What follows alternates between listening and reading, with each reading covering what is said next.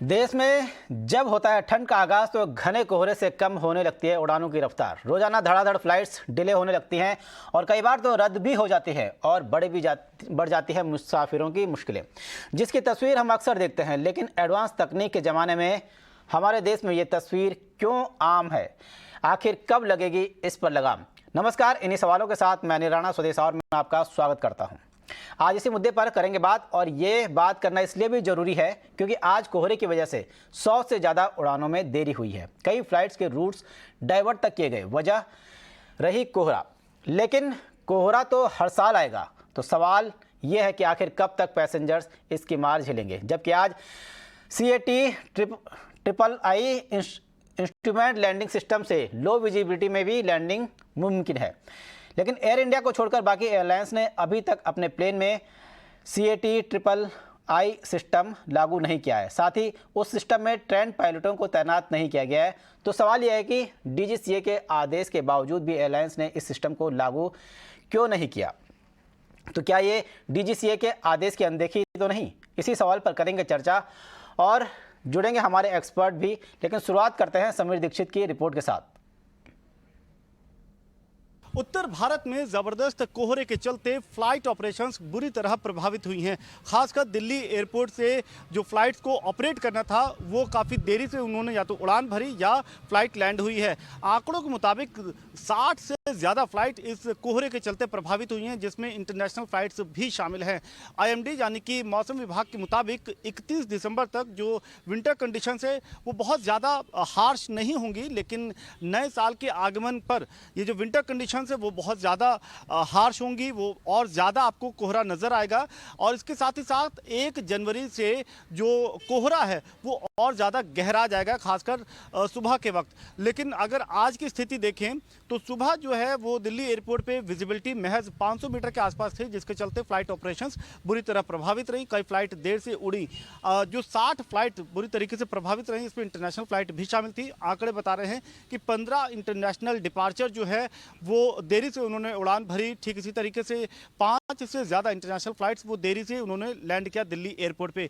30 से ज़्यादा domestic flights उन्होंने दिल्ली एयरपोर्ट से उड़ान भरी है। और ठीक इसी तरीके से तकरीबन 12 से ज़्यादा डोमेस्टिक फ्लाइट जो है वो देरी से दिल्ली एयरपोर्ट पे लैंड करी। 60 से ज़्यादा फ्लाइट्स प्रभावित है। लेकिन ये तय मानिए कि नए साल का आगमन जब होगा तो जैसा कि मौसम विभाग ने यहाँ पर बताया है कि कोहरा और घना हो जाएगा। जाहिर तौर पर फ्लाइट ऑपरेशंस चाहे डोमेस्टिक हो या इंटरनेशनल वो बुरी तरह प्रभावित रह सकती हैं सुबह के वक्त, और फ्लाइट कैंसिलेशन भी हम देख सकते हैं। इसके लिए दिल्ली एयरपोर्ट ने अपनी तरफ से तैयारियां ज़रूर की हैं, लेकिन यात्रियों को भी अपनी फ़्लाइट के टाइमिंग और कब वो टेक ऑफ करें या कितना डिलेड है इसके बारे में भी लगातार जानकारी लेते रहनी चाहिए। और हवाई यात्रियों को कोहरे की वजह से किस तरह की दिक्कतों का सामना करना पड़ रहा है, एक बार सुन लेते हैं। फ्लाइट जो है मतलब कोहरे की वजह से लेट हो चुकी है तकरीबन 2 घंटे। आपके कौन आ रहे हैं? मेरी बहन आ रही है सऊदी से। आप इंतजार कर रहे हैं? हाँ जी, इंतज़ार कर रहा हूँ। अभी जानकारी यही है कि बस मतलब लेट हो गया कोहरे की वजह से, उनको तकरीबन 2 घंटे का टाइम है। धुंध की वजह ही है मेरा ख्याल, ज़्यादा वजह तो धुंध का ही है।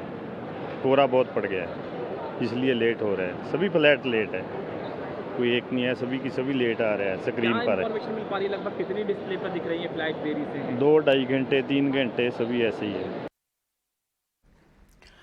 चलिए अब इसी मुद्दे पर चर्चा को आगे बढ़ाते हैं। हमारे साथ चर्चा के लिए जुड़ गए एयर इंडिया के पूर्व ED जितेंद्र भार्गव। जितेंद्र सर, आपका बहुत बहुत स्वागत है 18 हाउस प्रदेश में। जितेंद्र सर, सबसे पहले आपसे यही समझना चाहेंगे कि आजकल जो मौसम की मार है हर जगह पड़ रही है, खासकर उत्तर भारत में, और फ्लाइट्स का लेट होना यानी कि आम आदमी जो फ्लाइट से सफ़र करना चाहता है उसकी उम्मीदों पर पानी फिरना, क्योंकि फ्लाइट से अधिकतर लोग इसीलिए सफ़र करना चाहते हैं कि जल्दी से जल्दी पहुंचे। लेकिन लेट होना एक बड़ा सवाल है। ये कितनी बड़ी समस्या है और किसको किस तरह से दूर किया जा सकता है? देखिए, सामान्य तौर पर फ्लाइट्स टाइम पे ऑपरेट करती है, लेकिन जब वेदर एक डेविल बन जाता है, विजिबिलिटी घट जाती है, बहुत ज्यादा फॉग होती है, तो एयरलाइंस के ऊपर कंस्ट्रेंट होता है। लेकिन पिछले 15-20 साल में काफी परिवर्तन आए हैं। जैसे कि एयरपोर्ट के अंदर में कैटेगरी 3 लैंडिंग के प्रोविजंस होते हैं, प्लेन्स होते हैं वो कैटेगरी 3 के लिए बनाए जाते हैं लैंडिंग के लिए, और जो दूसरी जो मेन चीज होती है वो पायलट्स होते हैं। पायलट्स को भी कैटेगरी 3 ट्रेनिंग होनी चाहिए, तभी वो लैंड कर सकते हैं। जब विजिबिलिटी अगर 100 मीटर्स है या उससे कम होती है तब उनको लैंड किए जा सकते हैं। अगर विजिबिलिटी 100 से कम हो जाती है तो अगर आपकी विमान जो फ्लाइट चल रही है वो कैटेगरी 3 पायलट में नहीं है, उसमें अंदर में, तो वो फ्लाइट लैंड नहीं कर सकती है। और इसका सीधा का प्रभाव तब पड़ता है कि से एक उदाहरण के तौर पे समझिए, मुंबई से दिल्ली फ्लाइट लैंड करने वाली है लेकिन वो लैंड नहीं कर पाती है, जयपुर, लखनऊ या किसी एयरपोर्ट पे डाइवर्ट कर दी जाती है। तो जब वो रिटर्न फ्लाइट ऑपरेट करनी थी, जरूरी बात है कि वो लेट हो जाती है और उसका पूरा का असर पूरे देश में पड़ता है, क्योंकि एक विमान एक जगह से दूसरी जगह जाता है। और जो टेक ऑफ ओरिजिनल फ्लाइट्स होती है 6 बजे की दिल्ली से जो चलती है, वो पायलट तो पहुंच जाते हैं लेकिन जब कोहरा होता है तो उनको परमिशन नहीं मिलती है टेक ऑफ करने के लिए। प्राइवेट एयरलाइंस खासकर एयर इंडिया में ये प्रॉब्लम कम है। दूसरी एयरलाइन में क्या है कि उनके पायलट्स कैटेगरी 3 के लिए ट्रेन नहीं होते और वो इतने पायलट इस मात्रा में नहीं है कि उनको शेड्यूलिंग मॉर्निंग फ्लाइट्स के लिए कर दें रोज एक दिन के बाद, क्योंकि जब तक ये वेदर प्रॉब्लम रहेगा people will have to bear it. तो उनको खाली अपनी एयरलाइन एक अच्छी चॉइस करनी चाहिए कि जो एयरलाइन ऐसे वेदर में ऑपरेट करती है अपनी फ्लाइट को, जो बात उनको वो प्रेफर करना चाहिए। लेकिन अभी क्योंकि अब ये विंटर का भी महीना हुआ है, आप कितना फास्ट लास्ट ईयर देख लें, उसके पहले देख लें, कई सालों में देख लें, तो इस समय में प्रॉब्लम होती है। अब इनकन्वीनियंस बहुत ज्यादा होती है क्योंकि होटल भरे होते हैं, उनको एकोमोडेट नहीं कर पाता है, एयरलाइंस की छवि बिगड़ जाती है क्योंकि जो पैसेंजर अफेक्ट होते हैं, जैसे आपने कई पैसेंजर्स के रिएक्शन दिए, तो जरूरी बात है वो एयरलाइन को ब्लेम करते हैं ना कि वेदर कंडीशंस को। एयरलाइन का खाली इतनी गलती होती है कि उनके पास में एडिक्वेट नंबर में कैटेगरी 3 ट्रेन पायलट्स नहीं है और वो ट्रेनिंग नहीं दे पाते हैं क्योंकि pilots are heavily scheduled. Normal season में भी फ्लाइट्स ऑपरेट कर रहे होते हैं। जितेंद्र सर, इसी चीज को लेके सवाल है, कैटेगरी जो 3S को लेके सवाल है कि जब एयर इंडिया ने ये अपने पायलटों को ट्रेनिंग दी है तो बाकी जो एयरलाइन कंपनियां उन्होंने क्यों नहीं दी है? क्या ये एक तरह की लापरवाही माना जाए? क्योंकि डीजीसीए भी कह चुका है कि पायलटों को ट्रेनिंग देनी चाहिए और ये जो धुंध है ये आज का सवाल नहीं है, ये आज कल था, आज है और कल भी रहेगा। तो ऐसे हालात में जिस तरह से हाईटेक हो रहा है हर कुछ, उस समय हम पीछे रह रहे हैं, ये एक बड़ा सवाल एयरलाइन पे खड़ा होता है। देखिए, एयर इंडिया क्योंकि एक सरकारी एयरलाइन थी, नियम बना फॉलो करती थी, पायलट्स को एडिक्वेटली ट्रेन किया करती थी, तो इसलिए उनके पास में एडिक्वेट नंबर में कैटेगरी 3 पायलट्स है, नंबर 1। दूसरी चीज, क्योंकि एयर इंडिया के पायलट्स विदेश में फ्लाइट ऑपरेट करते हैं और वहां पर भी सर्दी के मौसम में प्रॉब्लम होती है, तो उनके पास में काफी मात्रा में है। आप कह सकते हैं कि आप प्राइवेट एयरलाइन ने क्यों नहीं ऑपरेट किया, लेकिन अगर आप कमर्शियल कंसिडरेशन देखती हैं, एयरलाइन वो ये समझती हैं कि पूरे साल में 5-10 दिन से ज्यादा ये प्रॉब्लम नहीं होती है, तो क्या इतना पैसा खर्च करने की आवश्यकता है? तो जरूरी बात है डीजीसीए हैज टू कम इन और बोलना है कि आपके पास में इतनी मात्रा के अंदर में कैट 3 पायलट होना आवश्यक है। अगर आप दिल्ली से और उन एयरपोर्ट से ऑपरेट कर रहे हैं जहां पे कोहरा होता है, विजिबिलिटी गिर जाती है, उसकी वजह से फ्लाइट शेड्यूल अफेक्ट होता है। 5-7 दिनों को लेके जो ये कोहरे का मौसम रहता है, इसको आधार बनाकर एयरलाइन कंपनियां अपने पायलट्स को ट्रेनिंग नहीं देना चाहती है। एक और सवाल कि जब कहते हैं कि इस जो ट्रेनिंग होती है इसमें लगभग एक पायलट पे 10 लाख का खर्चा आता है, क्या यही खर्चा सबसे बड़ी वजह बन गया है जो एयरलाइंस जो कंपनियां हैं वो अपने पायलट्स की इस तरह की ट्रेनिंग नहीं करना चाहती? और बैकअप प्लान तो मेरे ख्याल से हर किसी को रखना ही चाहिए, तो इन एयरलाइंस कंपनी को भी रखना ही चाहिए ताकि ये समस्याएं ना आए। क्या यही खर्चा बड़ी वजह है? देखिए, खर्चा एक कंसिडरेशन होता है एयरलाइंस के लिए, क्योंकि हम सब जानते हैं कि इंडियन कैरियर्स प्रॉफिटेबल नहीं रहते हैं। कोई ना कोई कारण होता है, जैसे आजकल एटीएफ के दाम ज्यादा हैं, रुपी डिप्रिशिएट कर रहा है, तो उनकी वित्तीय स्थिति इतनी अच्छी नहीं है और 2 साल तो कोविड में उन्होंने काफी प्रॉब्लम सहन की है। लेकिन ये कोई बहाना नहीं कहा जा सकता इसको। आप कमर्शियल ऑपरेशन कर रहे हैं, आपको पैसेंजर के हित में सोचना है और एडिक्वेट नंबर ऑफ पायलट्स को ट्रेन करना है। लेकिन अगर कोई कहे कि मैं बहुत डिफिकल्ट फाइनेंशियल दौर से गया हूं, क्योंकि हम सब जानते हैं देश में कितनी एयरलाइन बंद हुई हैं क्योंकि प्रॉफिटेबल नहीं रह सकी, लॉसेस सस्टेन लंबे पीरियड तक नहीं कर पाई हैं, तो कहीं ना कहीं बैलेंस स्ट्राइक करना पड़ता है। लेकिन इंडिगो फॉर एग्जांपल, जिसका कि 55% मार्केट शेयर है डोमेस्टिक मार्केट का, उसको कोई बहाना नहीं दिया जा सकता कि भाई क्यों नहीं मेरे पास में adequate number of pilots category 3 trend है, जो कि मेरी सर्विसेज जो दिल्ली से होंगी या आने दिल्ली में लैंड करने वाली सर्विसेज सुबह के तौर पर वो अफेक्ट ना हो, हमारी छवि ना बिगड़े। ये बहुत ज्यादा इंपॉर्टेंट है छवि के बारे में, क्योंकि रिलायबिलिटी बहुत होता है। लेकिन पैसेंजर्स को मैं खाली एक चीज कहना चाहूंगा इस समय कि एयरलाइंस अपनी तरफ से कोशिश करती हैं पैसेंजर्स को इन्फॉर्म करने की, क्योंकि वेदर डिपार्टमेंट कुछ घंटे पहले बता देता है कि क्या विजिबिलिटी रहने वाली है सुबह के वक्त में। द बेस्ट कोर्स इज कि आप 10-11 बजे की फ्लाइट में बुक करें। अगर आप सुबह की एकदम फ्लाइट में बुक करेंगे तो आपकी फ्लाइट का इम्पैक्ट होना, अफेक्ट होना ज्यादा पॉसिबिलिटी होती है उसकी। बिल्कुल, तो ये कई चीज़ें हैं जिनको पैसेंजर को समझना चाहिए। तो जितेंद्र सर, आपका बहुत बहुत शुक्रिया इस मुद्दे पर अपनी राय रखने के लिए।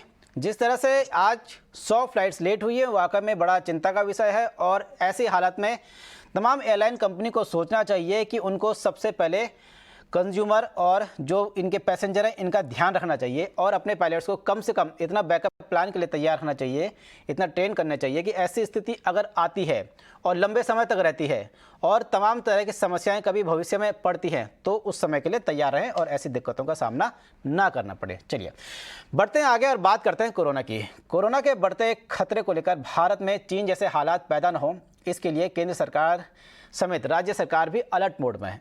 देश में कोरोना की तैयारियों का जायजा लेने के लिए कल पूरे देश भर के कोविड अस्पतालों में मॉक ड्रिल हुई। इस दौरान देश के कई राज्यों से लापरवाही की तस्वीरें भी सामने आई। केंद्रीय स्वास्थ्य मंत्री मनसुख मंडाविया कल दिल्ली एयरपोर्ट जाकर वहां उन्होंने कोविड की तैयारियों का जायजा लेंगे। वहीं सूत्रों के हवाले से हेल्थ मंत्रालय से जो खबर निकलकर सामने आ रही है उसमें यह कहा गया है कि कोरोना की चौथी लहर के बारे में पूर्वानुमान करना मुश्किल है। जनवरी का महीना काफ़ी अहम होने वाला है। कितना अहम होगा जनवरी का महीना और क्या समस्याएं आ सकती हैं, ज़्यादा जानकारी के लिए हमारे साथ जुड़ गए हमारे सहयोगी समीर दीक्षित। कोरोना के मोर्चे पे अहम जानकारी सामने आ रही है। स्वास्थ्य मंत्रालय के सूत्रों के मुताबिक अगले 30 से 40 दिन, विशेषकर जनवरी का महीना काफ़ी अहम माना जा रहा है और संभावना जताई जा रही है कि देश में कोरोना के केसेस बढ़ सकते हैं। यही वजह है कि सरकार लगातार लोगों से अपील कर रही है कि कोरोना की चिंता या डर अभी तक खत्म नहीं हुई है और लोग जो है कोविड अप्रोप्रिएट बिहेवियर का पालन करें, मसलन फेस मास्क लगाना और साथ ही साथ भीड़ भाड़ वाली जगहों से जाने में बचाव रखें। इसके अलावा हमने देखा कि दिसंबर 27 तारीख को सरकार ने देश भर के 20,000 से ज़्यादा हेल्थ फैसिलिटीज़ पर मॉक ड्रिल के जरिए ये जांचा कि कोविड के लिहाज से तैयारियां कितनी हैं, आईसीयू बेड की उपलब्धता से लेकर के लिक्विड मेडिकल ऑक्सीजन की सप्लाई, दवाइयां, वैक्सीनेशन, इन तमाम पहलुओं पर कितना देश तैयार है, ये सब कुछ जांचा परखा गया है। लेकिन इसके साथ ही साथ इंटरनेशनल फ्लाइट को लेकर के भी जो तमाम आशंकाएं जताई जा रही हैं, तो आज सरकार की तरफ से साफ तौर पर इशारा हो गया कि इंटरनेशनल फ्लाइट को बैन करना, रोक लगाने जैसा कोई विचार नहीं है। हालांकि एयर सुविधा पोर्टल वापसी कर सकता है। अगले हफ्ते से एयर सुविधा पोर्टल की शुरुआत की जा सकती है एक बार फिर से, लेकिन ये चुनिंदा देशों के लिए ही होगा। मसलन जो international passenger China, Japan, south Korea, Thailand और सिंगापुर से भारत आ रहे हैं, उनके लिए एयर सुविधा पोर्टल पे पूरी जानकारी उपलब्ध कराना ये अनिवार्य किया जा सकता है। इसके साथ ही साथ फेस मास्क को लेकर के भी तमाम अटकलें लगाई जा रही हैं। इस पर सरकार ने अपनी राय स्पष्ट कर दी है कि फेस मास्क को अनिवार्य करने जैसा अभी कोई विचार नहीं है। ना ही ये विचार है कि अगर पब्लिक प्लेसेस पे फेस मास्क नहीं लगाया जाता है तो फाइन लगाए, जो पहले फाइन लगता था वो दोबारा लगाने की शुरुआत करना, ऐसा कोई विचार अभी नहीं है। लेकिन सरकार ने स्पष्ट कर दिया है कि कोविड को लेकर के जो नियम हैं, जो गाइडलाइंस है, उसका पालन लोग अगर करते हैं तो इस बड़ी बीमारी के खिलाफ लड़ाई लड़ने में काफ़ी हद तक वो कामयाब हो पाएंगे। इसके अलावा केंद्रीय स्वास्थ्य मंत्री मनसुख मंडाविया गुरुवार को दिल्ली एयरपोर्ट जाएंगे। वहाँ पर कोविड को लेकर के जो तैयारियाँ एयरपोर्ट पर हैं उसका जायजा लेंगे। साथ ही साथ जो टेस्टिंग की सुविधा है उसका भी समीक्षा वहाँ पर करेंगे। तो कोविड के मोर्चे पर सरकार लगातार एक्शन में नजर आ रही है, लेकिन अब एक बड़ा साथ वो पब्लिक से भी चाहती है कि वो इस लड़ाई में उनका साथ दे और कोविड एप्रोप्रिएट बिहेवियर का पालन करे। वहीं दिल्ली में मेडिकल स्टोर्स पर क्या तैयारियां हैं, ज़्यादा जानकारी दे रही है हमारी सहयोगी भावना किशोर। चाइना में जिस तरह से कोरोना के मामले बढ़ रहे हैं उससे दहशत का माहौल है, लिहाजा भारत सरकार इसको लेकर तैयारियों में जुट गई है। चाहे दवाइयां हो, बेड्स हो, ऑक्सीजन हो, वेंटिलेटर हो, इसका जायजा लिया जा रहा है, मॉक ड्रिल तक किया गया है। लेकिन दवाई मार्केट में दवाइयों के साथ साथ मास्क और सैनिटाइजर का किस तरह से बिक्री हो रही है, क्या बढ़ोतरी हुई है, उसको देखने के लिए हम पहुंचे हुए हैं इस वक्त दवाई मार्केट में। इस वक्त हम दिल्ली के मंडी हाउस में हैं और ये दवाई की एक शॉप है जहां पे हम जायजा लेने के लिए पहुंच रहे हैं अंदर और देखने की कोशिश करते हैं कि क्या मास्क और खास तौर पे जो सैनिटाइजर है उसकी जो बिक्री है वो किस तरह से हो रही है, क्या डिमांड बहुत ज्यादा बढ़ गई है। Ma'am just as a precautionary measure लोगों ने थोड़ा रखना शुरू किया है, बीच में बिल्कुल खत्म हो गया था, थोड़ा बहुत स्टार्ट हुआ है जब से ये न्यूज में आना शुरू हुआ है, नया वेरिएंट आ गया है एंड चाइना में बहुत ज्यादा केसेस हो गए हैं। अच्छा, अगर हम दिखाना चाहें पीछे सैनिटाइजर का ये जो पूरा स्टॉक है आपको नजर आ रहा होगा, यानी शॉपकीपर्स भी पूरी तरीके से जो है तैयारी जो अपनी कर रखे हैं। और आप ये देखिए मास्क के कई सारे डिब्बे हमें यहाँ नजर आ रहे हैं, सर्जिकल मास्क के, यानी कि आपको अमूमन हर शॉप पे इसी तरह से जो पूरी तैयारी है कोरोना से बचने की, और अगर कोरोना की लड़ाई में अगर सब लड़ते हैं तो जीतने के लिए भी पूरी तरीके से तैयार है। इसलिए मास्क जो है आपको हर शॉप पे इसी तरह से नजर आएगा, साथ ही आपको स्प्रे और सैनिटाइजर भी मिलेगा। चलिए बढ़ते हैं आगे। प्रधानमंत्री नरेंद्र मोदी की मां हीराबा की हालत अब स्थिर है। अस्पताल की ओर से जारी हेल्थ बुलेटिन के मुताबिक अब हीराबा बिल्कुल स्वस्थ हैं। बता दें कि उन्हें सांस लेने में दिक्कत के बाद अहमदाबाद के निजी अस्पताल में भर्ती कराया गया था। वहीं उनकी मां की तबीयत की जानकारी मिलने के बाद उनका हालचाल जानने के लिए प्रधानमंत्री नरेंद्र मोदी अहमदाबाद पहुंचे। अब वो भी अपनी मां का हालचाल लेने के बाद दिल्ली लौट आए हैं। अस्पताल में उन्होंने इस दौरान हीराबा के साथ करीब 20 मिनट तक समय बिताया। इस दौरान अस्पताल में पीएम मोदी के साथ गुजरात के मुख्यमंत्री भूपेंद्र पटेल और राज्य के कुछ अन्य मंत्री भी मौजूद रहे। ज़्यादा जानकारी के लिए हमारे साथ मौजूद हैं संवाददाता सिद्धार्थ पांड्या। हमारे नेटवर्क के ऊपर यदि तस्वीरें आई तब उस समय यही चिंता का विषय था। लगभग सबकी चिंताएं समय के साथ बढ़ती जा रही थी। चिंता के साथ में एक आस भी थी लोगों के मन में कि जल्दी से जल्दी अच्छे समाचार सुनने को मिले, पर जैसे जैसे ये पीरियड प्रोलॉन्ग होता जा रहा था, जैसे अंतराल बढ़ता जा रहा था, लोगों के मन में ये प्रश्न बार बार खड़े हो रहे थे कि आखिर हो क्या रहा है। क्योंकि दोपहर को 1 बजे के आसपास जब हमें हेल्थ बुलेटिन मिला, उसके बाद में फिर कोई बुलेटिन आया नहीं, उसकी राह अभी भी देखी जा रही है। चूंकि उस समय ये माना जा रहा था कि शायद सिचुएशन क्रिटिकल हो सकती है, इसीलिए आप देखिए कि तुरंत अपनी मां की तबीयत जब खराब हो तो एक पुत्र सब काम छोड़ के लौट आता है। वही यहां पर हमें देखने को मिला कि पीएम मोदी ने सारी चीजें साइड में रखते हुए अपने हीराबा के प्रति उनको जो मन में जो प्रेम है और जो भाव है, वो भाव से वो अपने आप को रोक नहीं पाए और तुरंत सारे प्रोटोकॉल्स चेंज किए गए। जब प्रोटोकॉल्स चेंज हुए उसके बाद में पूरे अहमदाबाद के अंदर भी एक अहमदाबाद को छावनी में लगभग तब्दील कर दिया गया, क्योंकि एकदम से पीएम के आने का प्रोटोकॉल हुआ और सीएम भी खुद यहाँ पे उसके पहले पहुंच चुके थे। लगभग कैबिनेट के सारे मिनिस्टर्स यहाँ पे थे, लोकल लीडर्स से लेकर के सारे लोगों की मौजूदगी यहाँ पर सबके मन के अंदर ये प्रश्न खड़ा कर रही थी कि आखिर बात है क्या चीज ऐसी है जो अभी तक हेल्थ बुलेटिन के जरिए बाहर नहीं आ पा रही। पर अंततोगत्वा हुआ यही कि जब हम टाइम्स की टीम उनके पास पहुंची तो जुगल भाई से हमारी बात हुई। उन्होंने इस बात का आश्वासन दिया कि अभी उनकी तबीयत ठीक है, वो चूंकि खुद पर्सनली मिलकर तो नहीं आए हैं क्योंकि अंडर ऑब्जर्वेशन रखा गया है, पर अभी डॉक्टरों के द्वारा जो उनके पास जानकारी थी वो ये थी कि उनकी कंडीशन अच्छी है और लगभग 1 या 2 दिन के अंदर ये अभी निर्णय पूर्णतः लिया नहीं गया है। और अब रुख करते हैं अगली खबर का। सीबीआई कोर्ट ने लोन फ्रॉड केस मामले में गिरफ्तार आईसीआईसीआई की पूर्व एमडी चंदा कोचर और उनके पति दीपक कोचर, साथ ही वीडियोकॉन के फाउंडर वेणुगोपाल धूत की रिमांड 29 दिसंबर तक बढ़ा दी है। इससे पहले कल बॉम्बे हाई कोर्ट की वेकेशन बेंच ने भी वेणुगोपाल धूत को राहत देने से इनकार कर दिया था। इस पूरी खबर पर डिटेल्स के साथ हमारे साथ जुड़ गए हैं हमारे सहयोगी अनुराग शाह।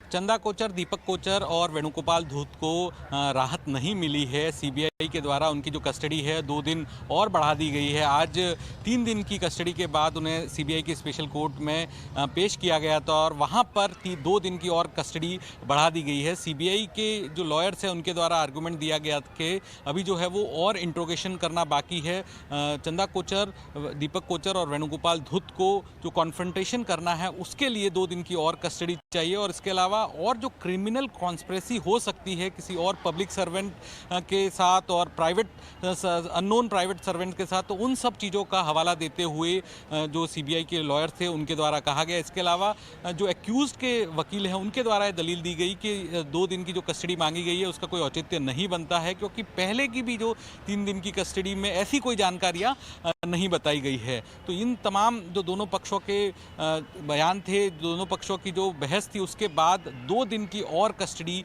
दी गई है चंदा कोचर, दीपक कोचर और वेणुगोपाल धूत को। ये जो पूरा मामला है जहां पर 65 करोड़ रुपया जो वीडियोकॉन ग्रुप के द्वारा चंदा कोचर के पति दीपक कोचर की कंपनी में जो इलीगल ग्रेटिफिकेशन की बात की गई है उसको लेकर है। तो यहाँ पर और जो जानकारियाँ जुटाने के लिए सीबीआई के द्वारा 2 दिन की और कस्टडी मांगी गई थी और वो सीबीआई को दे दी गई है।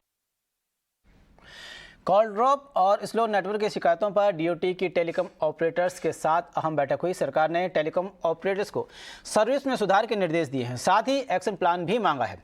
ज़्यादा जानकारी दे रहे हैं हमारे सहयोगी समीर दीक्षित। सेक्टर में कॉल ड्रॉप और स्लो नेटवर्क की समस्या को सुलझाने के मकसद से सरकार ने टेलीकॉम कंपनियों के साथ में एक अहम बैठक बुलाई। तकरीबन 1.5 घंटा चली इस बैठक में सरकार ने टेलीकॉम ऑपरेटर्स को साफ तौर पे कहा है कि ये जो कॉल ड्रॉप की समस्या है, जो स्लो नेटवर्क की समस्या है, ये लगातार बढ़ती जा रही है और उसको सुधारने के लिए आपको डिटेल्ड एक्शन प्लान सरकार को सौंपना होगा। ये जो बैठक थी इसमें टेलीकॉम कंपनी के अलावा टेलीकॉम रेगुलेटर ट्राई, COAI भी बैठक में मौजूद थे।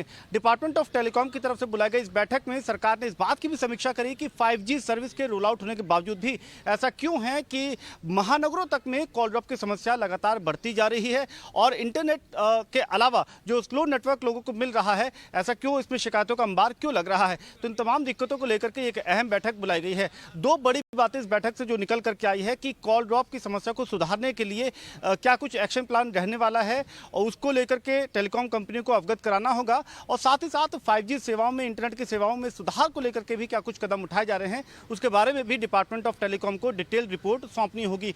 तो कॉल ड्रॉप की समस्या या फिर स्लो नेटवर्क की समस्या को सुलझाने के लिए सरकार एक्शन में नजर आ रही है। माना जा रहा है कि एक और समीक्षा बैठक अगले 1 महीने के भीतर होगी और उसके बाद ये देखा जाएगा कि जो समस्या है, यानी कि जो कॉल ड्रॉप को लेकर के लगातार शिकायतें आ रही हैं, वो कितना कम हो पाती, कितना सुलझ पाती हैं। लेकिन टेलीकॉम सेक्टर में टेलीकॉम कंपनियों के लिए सरकार की तरफ से ये कड़ा एक्शन होता हुआ साफ दिखाई दे रहा है।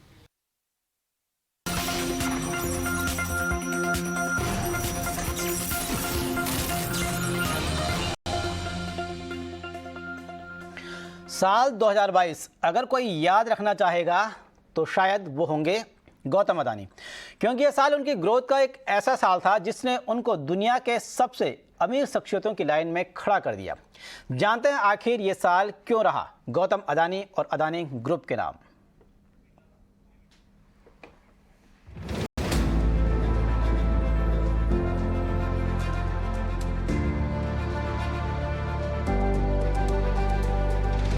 बिलियनियर गौतम अदानी, जिनके लिए साल 2022 सबसे शानदार साल रहा। ये साल गौतम अदानी हमेशा ही याद रखेंगे, क्योंकि इस साल वो हर वक्त सुर्खियों में रहे। कोल से लेकर पोर्ट और पोर्ट से लेकर एनर्जी तक हर सेक्टर में अदानी समूह का दबदबा रहा और अदानी समूह ने जबरदस्त तरक्की की। गौतम अदानी इकलौते ऐसे भारतीय हैं जिनकी 1 नहीं, 2 नहीं बल्कि 7 कंपनियां 1 लाख करोड़ की मार्केट कैप का आंकड़ा पार कर गई। ब्लूमबर्ग बिलियनियर्स इंडेक्स के मुताबिक गौतम अदानी की निजी संपत्ति में इस साल $58 अरब का उछाल आया है और वो दुनिया के सबसे अमीर लोगों की लाइन में नंबर 3 पर खड़े हो गए हैं।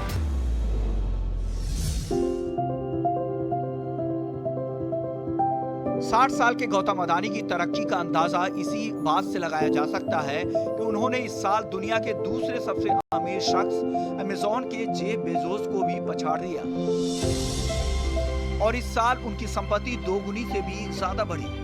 IIFL wealth Hurun India rich list 2022 के मुताबिक अदानी ने रोजाना 1600 करोड़ रुपए कमाए और उनके बाद 9 सबसे अमीर बिजनेसमैन एक साथ मिल जाए तो भी अदानी की ग्रोथ को टक्कर नहीं दे पाएंगे। इस साल 2022 में अदानी ग्रुप ने कई विलय और अधिग्रहण के फैसले लिए, जिसके चलते उनके कारोबार की रफ्तार काफी तेज रही। जिसमें होलिसम के साथ $6.4 बिलियन का सौदा, मुंबई हवाई अड्डों का अधिग्रहण और नवी मुंबई हवाई अड्डे का निर्माण। $3.5 बिलियन में अदानी ग्रीन एनर्जी द्वारा एसबी एनर्जी होल्डिंग्स का अधिग्रहण, अदानी विल्मर द्वारा कोहिनूर ब्रांड का अधिग्रहण शामिल है। वहीं हाल ही में अदानी समूह ने एनडीटीवी को भी खरीदा है। ऐसा नहीं है कि सिर्फ अदानी समूह ने पैसा कमाने पर ही फोकस रखा, उन्होंने अपनी संपत्ति का एक बड़ा हिस्सा भी दान के लिए रखा है। अदानी ने इस साल जून में 60 साल की उम्र पूरा करने पर 60,000 करोड़ रुपए का दान करने का भी ऐलान किया। इसके साथ ही वो भारत के सबसे ज्यादा दान देने वाले दानदाता बन गए हैं। ये पैसा स्वास्थ्य सेवा, शिक्षा, कौशल विकास पर खर्च किया जाएगा। परमार्थ कार्यों पर यह राशि अदानी फाउंडेशन के माध्यम से खर्च की जाएगी।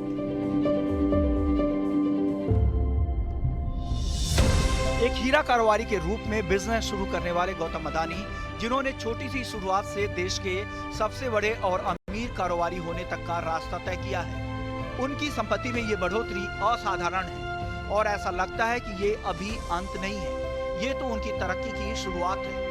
क्योंकि अब अदानी समूह रियलिटी, रक्षा और सोलर मैन्युफैक्चरिंग में कदम रख चुका है और कामयाबी के अगले चरण के लिए रफ्तार भी भर चुका है। ईटी नाउ स्वदेश।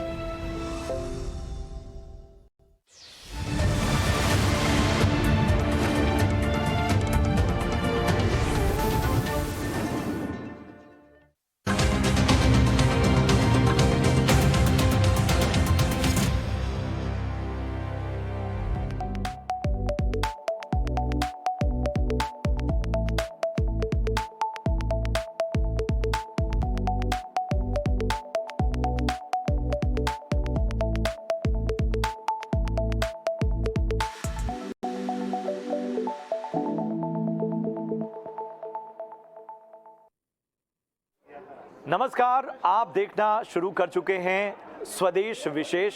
मैं हूं आपके साथ प्रशांत पांडे। जी हाँ, गैजेट्स हमारी जिंदगी का वो अहम हिस्सा है जिसके बिना इस मॉडर्न दुनिया में चंद मिनट भी रह पाना मुश्किल है। सारी जानकारियां और लोगों से जुड़े रहने का तरीका अब हमारे हाथों में है, लेकिन गैजेट पर बढ़ती डिपेंडेंसी यानी निर्भरता ने मुश्किलें बढ़ाई हैं। तमाम तरह के अलग अलग गैजेट्स को भी आज हमें कैरी तो करना पड़ता ही है, साथ ही हमें उनके लिए अलग से जो चार्जर है उसे भी लेकर साथ चलना पड़ता है। और ऐसे में अगर चार्जर भूल गए तो ऑफिस हो या आप कहीं और हो, पोर्ट अलग होने की वजह से चार्जर ना मिल पाना और हमारे गैजेट्स इससे चार्ज नहीं हो पाते और कई बार बहुत महत्वपूर्ण चीज़ें हमसे मिस हो जाती हैं सिर्फ एक चार्जर की वजह से।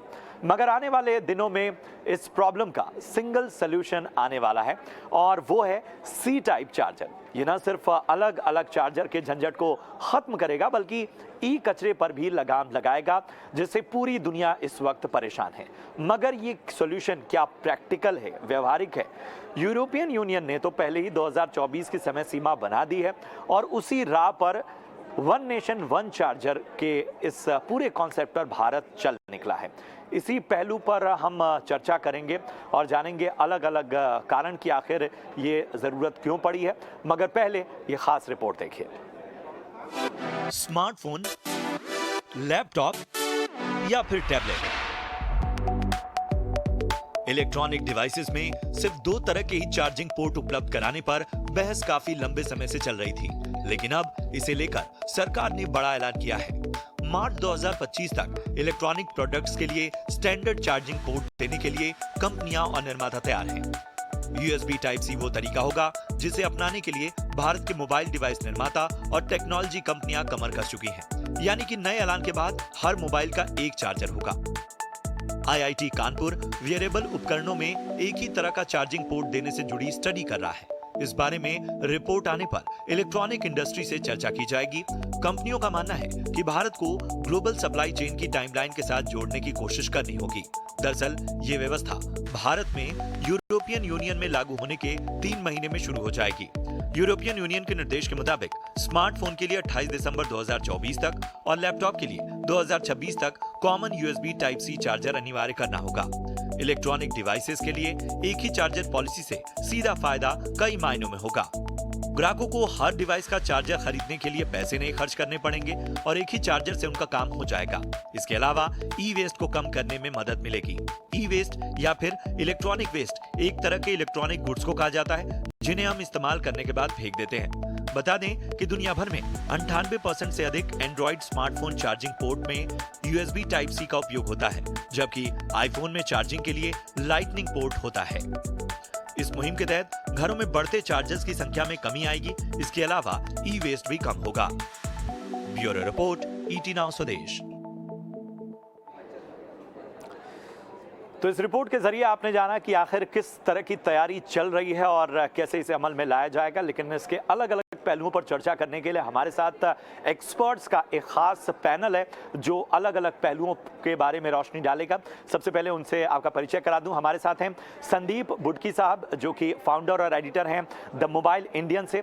इसके साथ ही अरुण मिश्रा साहब हैं जो कि CEO हैं बिज ब्रॉली से, जाने माने टेक एक्सपर्ट हैं। और इसके साथ ही पंकज मोहिंद्रू साहब हैं जो कि चेयरमैन हैं इंडियन सेलुलर एसोसिएशन से। बहुत बहुत स्वागत आप सभी का।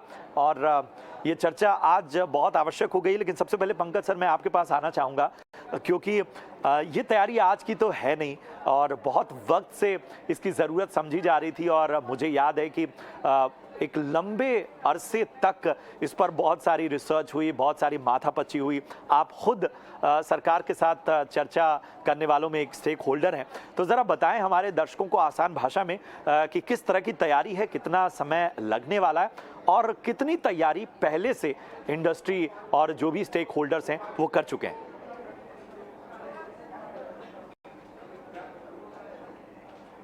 ये जो रैशनलाइजेशन ये ऑलरेडी हो चुकी है। जो हमारे सारे स्मार्टफोन्स हैं 98% जो हैं वो Type-C पे ऑलरेडी आ चुके हैं, तो हम बहुत आगे इसमें हैं। जो फीचर फोन्स हैं, फीचर फोन्स शिफ्ट नहीं हो सकते बिकॉज फीचर फोन्स आपको पता है माइक्रो USB पे होते हैं। This different charger. और फीचर फोन्स इंडिया में अभी भी बहुत हैं, 30-35 करोड़ के आसपास फीचर फोन्स हैं और अभी भी 7-8 करोड़ फीचर फोन्स अभी भी साल में बिकते हैं। तो फीचर फोन्स इसमें नहीं कवर होंगे। और the only exception in this is Apple, जिनका एक अलग चार्जर है, लाइटनिंग वाला चार्जर जो। और एप्पल का वॉल्यूम बहुत कम है इंडिया में, नंबर्स में, वैल्यू में काफ़ी है पर नंबर्स में बहुत कम है।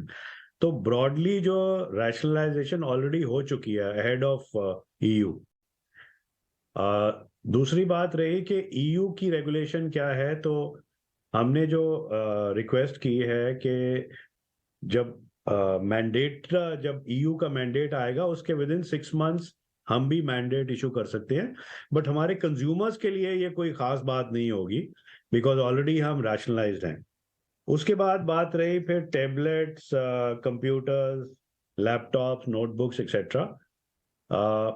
वो एक मूवमेंट है। इंडिया में IT हार्डवेयर बहुत कम बनता है, इसलिए उस पर तवज्जो बहुत कम रही है। तो हमें ग्लोबल ट्रेंड उसमें फॉलो करना पड़ेगा। हालांकि हम इंडस्ट्री वो इस्टेब्लिश करने जा रहे हैं और उसमें 2026 का टारगेट डेट है और 2026 में EU में जब से ये लागू होगा उसके 6 महीने के बीच बीच में हम ये करना चाहते हैं। So broadly this is the picture which will cover this sort of what do you call single charger movement। बिल्कुल। और मुझे याद है कि बहुत लंबे वक्त तक आप सभी इस पे बहुत माथापच्ची कर रहे थे, पहले भी इस पे बहुत सारी चर्चाएं चल रही थी। और एक आसानी तो है कंज्यूमर के लिए, लेकिन अगर हम प्रैक्टिकली देखें तो संदीप बुडकी साहब कंज्यूमर के एंगल से देखें तो इस बदलाव को, इस बड़े बदलाव को आप किस तरह से देख रहे हैं और क्या चैलेंजेस देख रहे हैं, बहुत अगर आसान भाषा में देखें। जी बिल्कुल। तो ऐसे करते हैं, सबसे पहले हम लोग ऐसे कर लेते हैं, बेसिक से स्टार्ट करते हैं। जैसे आपने जो अपना इंट्रो दिखाया था उसमें आपने एक चीज बताई थी कि ई वेस्ट के ऊपर इससे थोड़ा लगाम लग सकता है। ई वेस्ट एक पहलू है, ई वेस्ट के अलावा एक और पहलू वो है ईज ऑफ यूज, यानी कि एक कंज्यूमर कितनी इजीली कोई सर्विस यूज करता है। तो ऐसा करते हैं, सबसे पहले एक बेसिक एग्जांपल समझ लेते हैं। हम सब लोग कोल्ड ड्रिंक पीते हैं, चाहे कोक की बात कर लीजिए, पेप्सी बात कर लीजिए, थम्स अप बात कर लीजिए। तो जब हम लेने जाते हैं, हम कहते हैं भैया वो 10 रुपए वाली बोतल दे दो, चाहे कोक है पेप्सी है। तो उसमें हम क्या करते हैं, हम खाली ब्रांड का नेम रिकॉल करते हैं कि हमें कौन सी ड्रिंक पीनी है। उसके बाद हमें मालूम है कि जो 10 रुपए वाली बोतल है या 15 रुपए वाली बोतल है या 30 रुपए वाली कैन है, उसमें जो क्वांटिटी होगी सब में सेम होगी। अब मेरे टेस्ट की बात आती है। अब यही चीज को अगर अब हम स्मार्टफोन्स की दुनिया में बात करें, तो स्मार्टफोन में डिफरेंट डिफरेंट चीजें होती है और उनमें से एक इंपॉर्टेंट चीज होती है पोर्ट। कौन सा पोर्ट? चार्जिंग पोर्ट, जिसकी वजह से आपके फोन में जान आती है, बैटरी चार्ज होती है और वो लंबी रेस का या फिर छोटी रेस का घोड़ा बन जाता है आपका फोन। लेकिन जो पोर्ट होता है, पोर्ट में क्या हुआ है कि बहुत सारे टाइप के पोर्ट होते थे। जैसे एक टाइम जब सोनी एरिक्सन जैसी कंपनियां थी, इवन स्मार्टफोन जब लॉन्च कर रहे थे, डिफरेंट डिफरेंट पोर्ट्स यूज करते थे। कोई माइक्रो यूएसबी यूज करता था, कोई यूएसबी पोर्ट यूज कर रहा था। तो उसके बाद क्या हुआ, धीरे धीरे करके, जैसे पंकज ने बताया है कि स्टैंडर्डाइजेशन होने लग गया है एंड्रॉइड इकोसिस्टम में। तो अब क्या हो गया कि पहले हमारे पास 3 इकोसिस्टम थे, विंडोज था, एंड्रॉइड था और एप्पल इकोसिस्टम था। अब तीनों सिस्टम में बहुत सारे लोग थे, जो जितने भी वेंडर्स थे, जो भी फोन बनाते थे, डिफरेंट पोर्ट्स यूज करते थे। अब धीरे धीरे करके विंडोज तो बाय बाय हो चुके हैं मार्केट से, बचे हैं एंड्रॉइड इकोसिस्टम और दूसरा बचा हुआ है आईओएस सिस्टम और तीसरा है, जैसे पंकज ने कहा था, फीचर फोन। वो अलग ही चीज के लिए टारगेट कर रहे होते हैं।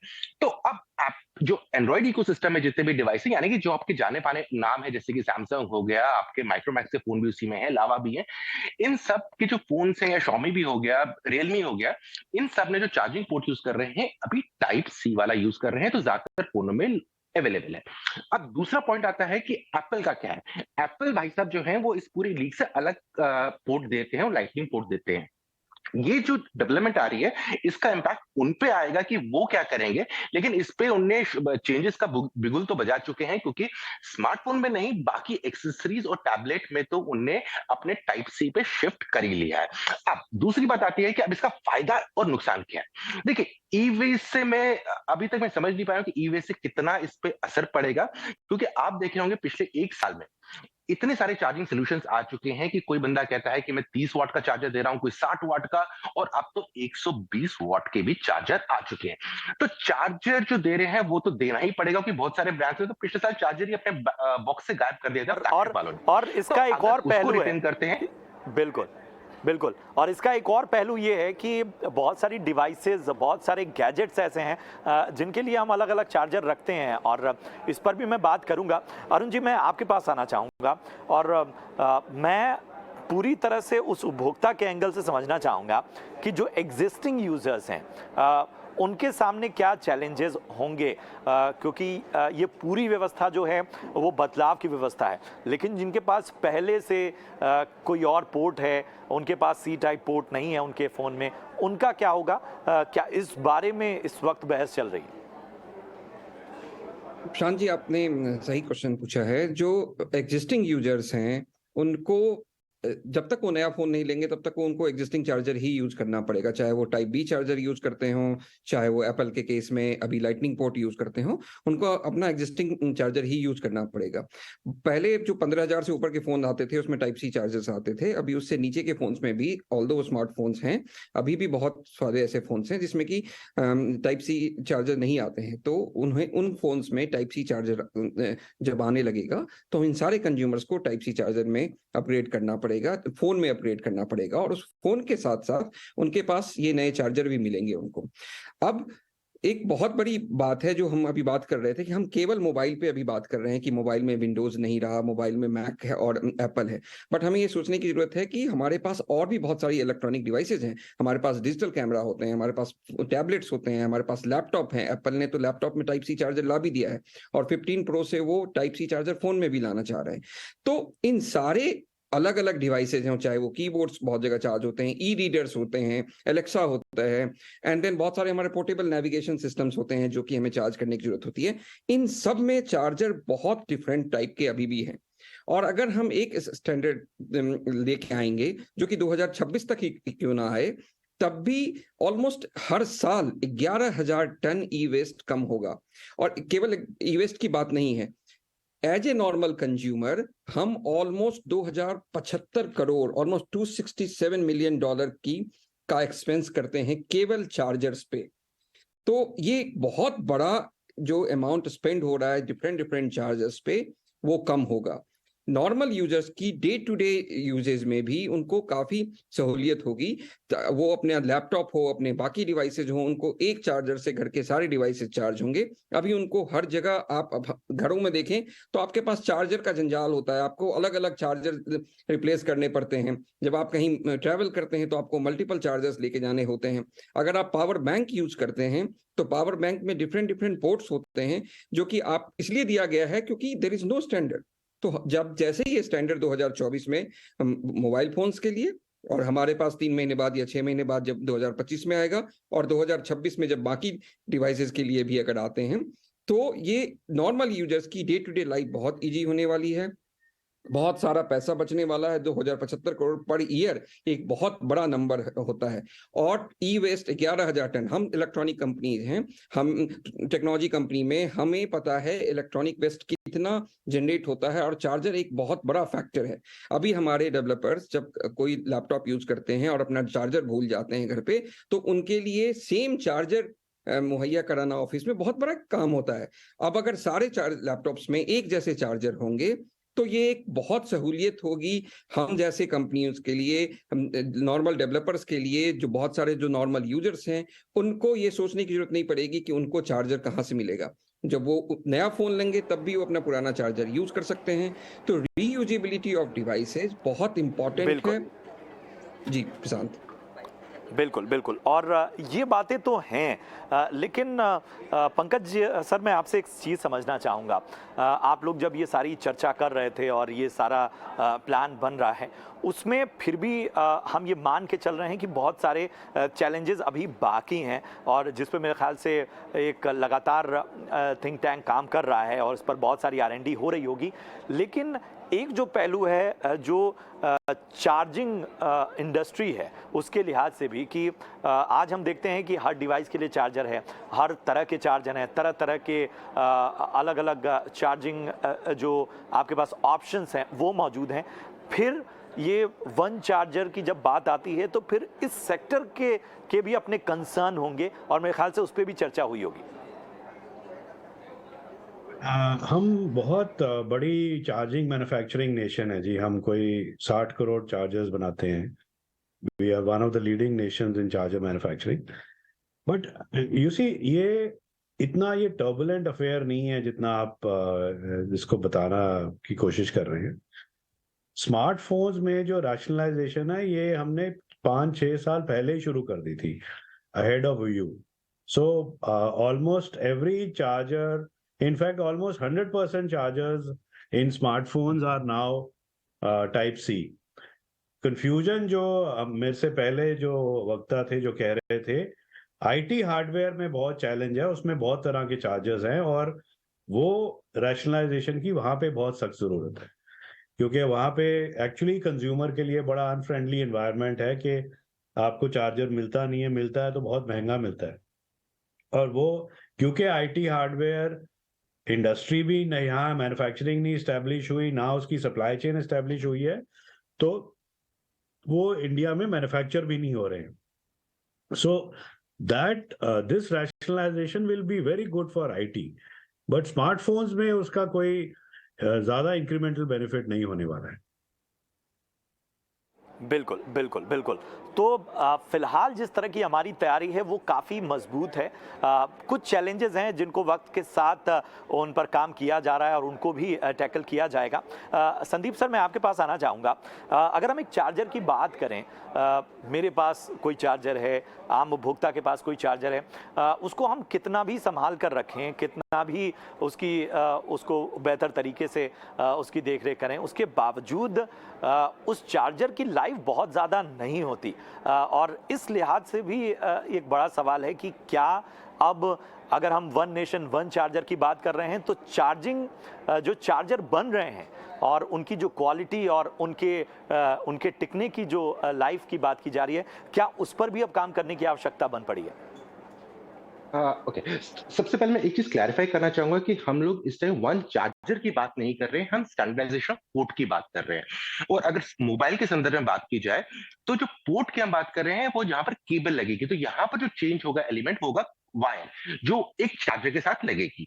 अब जो चार्जर होते हैं, चार्जर में बहुत सारी कंपनीज इन्वेस्ट कर रही है पैसा इन टेक्नोलॉजी, जहां पर आपको फास्ट चार्जिंग की स्पीड दी जा रही है। कोई 100 की बात कर रहा है, कोई 120 की बात कर रहा है। तो स्टैंडर्डाइजेशन ऑफ पोर्ट्स क्या होगा कि आपके पास एक ही केबल चाहिए और चार्जर आपके पास अगर यूनिवर्सल चार्जर भी है तो वो भी यूज कर सकते हैं, जो 30 वॉट में भी फास्ट चार्जिंग कर देगा, 60 वॉट में भी कर देगा, 100 वॉट में भी कर देगा।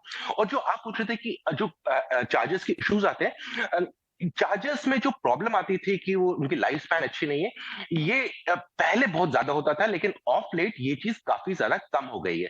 क्योंकि जो भी कंपनीज आप नए नए चार्जर्स ला रही है, फास्ट चार्जर, या इंडियन कंपनीज जो आउटसोर्स कर रही है या मतलब इंपोर्ट कर रही है बाहर से या बना रही है, उन लोग ने उसमें बहुत सारी सर्किटरीज भी देके रखी है कि ओवर हीटिंग हो जाए, ओवर चार्जिंग हो जाए, उस पर कट्स लग जाए, ताकि आपकी डिवाइस भी खराब ना हो, वायर भी खराब ना हो, चार्जर्स भी खराब ना हो। तो अमूमन जो देखा गया है अभी, जो ऑफ लेट जितने भी मैक्सिमम फ्लैगशिप चार्जर्स मार्केट में मिल रहे हैं आपको, फ्लैगशिप से मेरा संदर्भ है कि जो भी फोन आपके 25-30 हजार रुपए के फोन आ रहे हैं, उनके जो चार्जर है आराम से 2 से 2.5 साल चल रहे हैं, और फोन का टेन्योर भी ऑलमोस्ट इतना ही रहता है, तब तक उनके अपग्रेड साइकिल भी मेंटेन रहते हैं। तो एज सच चार्जर्स की लाइफ बेटर हुई है। और जो पोर्ट्स हैं, पोर्ट के स्टैंडर्डाइजेशन से सबसे बड़ा फर्क यही पड़ने वाला है कि आप अगर अपनी तार भूल गए हैं, किसी और की तार यूज करके उसके पास जो अडेप्टर होगा या आपके पास जो अडेप्टर होगा, उसमें सेट करके आप अपने फोन को चार्ज कर सकते हैं। बाकी इलेक्ट्रॉनिक जो चीजें हैं, जैसे कि लैपटॉप हो गया, आपके स्मार्ट स्पीकर्स हो गए, वॉचेस हो गए, उनमें तो बहुत ज्यादा जरूरत है स्टैंडर्डाइजेशन की, कि उसमें हर एक ब्रांड अपना अपना डिफरेंट कर रहा है। लेकिन जो अभी जो बात चल रही है मार्केट में, या जो गवर्नमेंट की बात कर रही है, ईवी बात कर रही है, वो स्मार्टफोन के संदर्भ में ज्यादा बात कर रही है। बिल्कुल बिल्कुल। और जब वेरिएबल की भी बात हो रही है, जब 2 तरह के पोर्ट्स की बात हो रही है, तो जरा वेरिएबल पर भी चर्चा कर लेते हैं। अरुण जी, क्या चैलेंजेस यहाँ नज़र आ रहे हैं? और जब हम बात करते हैं वेरिएबल्स की, तो वहाँ पर तो हालांकि वो आजकल स्मार्टफोन्स और बाकी डिवाइसेस के साथ भी है, लेकिन हम देखते हैं कि चार्जिंग के साथ साथ डेटा ट्रांसफ़र की भी बात है, और इन सारे पहलुओं को देखते हुए वहाँ क्या चुनौतियाँ आप देख रहे हैं? प्रशांत जी, आपने सही पॉइंट रेज किया है वेरिएबल में, बट इससे पहले मैं क्विकली पिछले प्रश्न का जवाब देना चाहूंगा जो आपने पूछा था। जो चार्जर की ओवरऑल लाइफ स्पैन की बात है ना, वो मोबाइल के केस में हम केवल मोबाइल की बात कर रहे हैं अभी, बट आईटी हार्डवेयर में, चाहे वो लैपटॉप के चार्जर्स हों चाहे बाकी डिवाइसेस के चार्जर हों, अभी भी चार्जर की लाइफ स्पैन बहुत कम है, और वो काफी कॉस्टली हैं, जो कि पंकज जी ने भी कहा था, वो काफी कॉस्टली हैं। तो हमें वहां पे ये रैशनलाइजेशन बहुत हेल्प करने वाला है, और हम इस पॉलिसी को ना, हमें इस स्टेप को एज ए पॉलिसी देखना चाहिए, एक नेक्स्ट स्टेप देखना चाहिए कि हम धीरे धीरे बाकी चीजों में भी ये रैशनलाइजेशन लेके आएंगे, स्टैंडर्डाइजेशन करेंगे। तो ओवरऑल आईटी, हम अपने आप को आईटी सुपर पावर कहते हैं, तो और आईटी हार्डवेयर भी हम सबसे ज्यादा कंज्यूम करते हैं, तो वहां पे अगर ये स्टैंडर्डाइजेशन आएगा तो बहुत सारी चीजों में काफी कॉस्ट सेविंग होगी from A industry point of view. अब आपने वेरिएबल की बात की, वेरिएबल के केस में भी जो एक सबसे इंपॉर्टेंट चीज है वो data transfer. Generally data transfer 2 तरीके से होता है, ब्लूटूथ है, और उसके बाद हम जब उसके साथ जो वायर कनेक्ट करते हैं, और वायर जनरली अब बहुत सारे वेरिएबल डिवाइसेस में भी टाइप सी ही होता है, और वहां पे भी जब अभी ऑल्दो उस पे आईटी रिसर्च कर रही है और हम उस पे बाद में गाइडलाइंस आएगी, बट टाइप सी चार्जर वहां इसलिए भी इंपॉर्टेंट है कि डेटा ट्रांसफर टाइप सी के केस में बहुत ज्यादा फास्ट होता है। अगर हम बाकी यूएसबी चार्जर की बात करें, बाकी जो डिफरेंट टाइप के चार्जर्स हैं, उनसे अगर हम टाइप सी चार्जर को कंपेयर करें, तो डेटा ट्रांसफर टाइप सी के केस में ऑलमोस्ट 2 या 3 होता है। तो आप एक ही चार्जिंग पॉइंट से डेटा ट्रांसफर भी करते हैं, बैटरी वेरिएबल भी चार्ज करते हैं, एंड उसके अलावा आप उसके जो ओवरऑल डेटा ट्रांसफर, जो कि हम फोन में वेरिएबल डिवाइस में बहुत ज्यादा मेमोरी नहीं होता है, तो आपको फ्रीक्वेंट डेटा ट्रांसफर करने की जरूरत होती है। और हम केवल फोन की बात नहीं, हम केवल वॉच की बात नहीं करें, हम कल को गूगल लेंसेज और बाकी वेरिएबल डिवाइसेस की भी अगर बात करें, तो एक स्टैंडर्डाइजेशन लाना बहुत जरूरी है वहां पे। और ये अच्छा होगा अगर हम वहां भी टाइप सी ही लेके आए, ताकि सारे वेरिएबल डिवाइसेस, सारे इलेक्ट्रॉनिक डिवाइसेस, सारे आईटी हार्डवेयर में अगर एक चार्जर होगा तो डेटा ट्रांसफर इन सब के बीच में बहुत इजीली होगा। अभी हम कैमरा से अगर हमें डेटा ट्रांसफर करना होता है तो हमें एक डिफरेंट कनेक्टर चाहिए होता है। अगर हमें वेयरेबल डिवाइस से डेटा ट्रांसफर करना होता है हमें एक डिफरेंट कनेक्टर चाहिए होता है। और from A IT point of view ये सही नहीं है। एक सीमलेस इन्वायरमेंट होना चाहिए, सीमलेस कनेक्टिविटी होनी चाहिए, और उसके लिए ये गाइडलाइन आना बहुत जरूरी है। और कनेक्टर सेम होना चाहिए उस केस में भी, टाइप सी। और जब हम कल को टाइप सी से अपग्रेड करेंगे तब भी अगर सारे डिवाइसेज एक जैसे कनेक्टर यूज कर रहे हैं तो कल को कोई नई टेक्नोलॉजी आती है तो उन सारे डिवाइसेज के केस में अपग्रेड करना भी सीमलेस होगा। अदरवाइज टाइप बी से नए टेक्नोलॉजी में अपग्रेड करना, टाइप सी से नए टेक्नोलॉजी में अपग्रेड करना, वो हमेशा एक चैलेंज रहता है। सो अगर एक मेंटेन स्टैंडर्ड होगा सारे इलेक्ट्रॉनिक डिवाइसेज के लिए तो कल को फ्यूचर अपग्रेड्स भी उतने ही इजीली होंगे। बिल्कुल बिल्कुल। और आखिरी सवाल पंकज सर, मैं आपके पास आना चाहूँगा। एक अगर हम एक ऑप्टिमिस्टिक अप्रोच के साथ बढ़ रहे हैं और जब बात ई वेस्ट की हो रही है तो किस तरह के जो आउटकम है वो सामने आए हैं? जो भी रिसर्च आप लोग की कहती है, जिस तरह का मंथन हुआ है उसमें क्या कहा जा रहा है कि किस हद तक लगाम लगाई जा सकती है और कितना बड़ा फर्क पैदा करेगा ये कदम? मैं ना आपको एक चीज क्लैरिफाई करना चाहता हूँ कंज्यूमर्स को भी कि single port doesn't mean a single charger. You know you can, because हर जो डिवाइस होता है उसकी चार्जिंग रिक्वायरमेंट डिफरेंट होती है, पावर की रिक्वायरमेंट डिफरेंट होती है। सो while you can have a single port, but अगर आपको लैपटॉप चार्ज करना है तो उसके लिए आप चार्जर डिफरेंट रखोगे, because you want to if you use the mobile phone charger उस पे टाइम बहुत ज्यादा लगेगा।